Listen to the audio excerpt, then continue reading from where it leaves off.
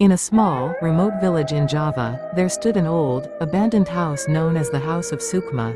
It was once home to a woman named Sukma, who mysteriously disappeared decades ago. Her disappearance left behind unanswered questions and chilling tales that haunted the village. Demas, a young man who inherited the house from his grandfather, decided to move back to the village and live in it. The first night felt ordinary, though the air was unusually cold. However, at midnight, Demas awoke to strange sounds. Footsteps echoed down the hallway. His bedroom door creaked open, even though he was sure he had locked it. At the end of the hallway, he caught a glimpse of a shadowy figure.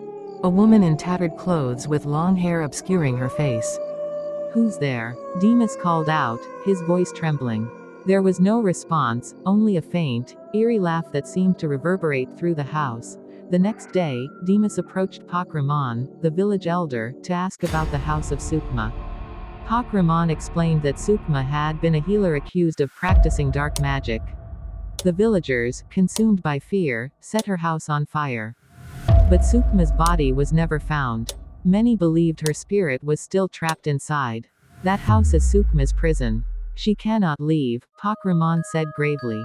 That night, Demas tried to sleep early, hoping for a peaceful night.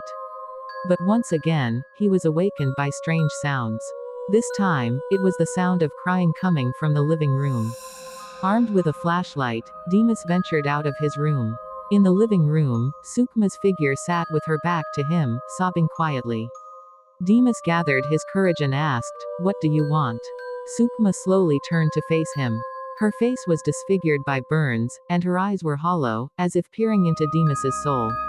"I want to be free," she whispered. Demas discovered an old book in the attic, filled with ancient spells. One of the spells was a ritual to release trapped spirits.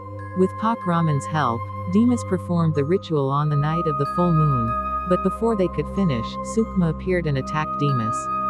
Her touch was ice cold, and he felt himself suffocating. Using the last of his strength, Demas recited the final words of the spell. A powerful gust of wind swept through the house, and Sukma let out a blood-curdling scream before vanishing.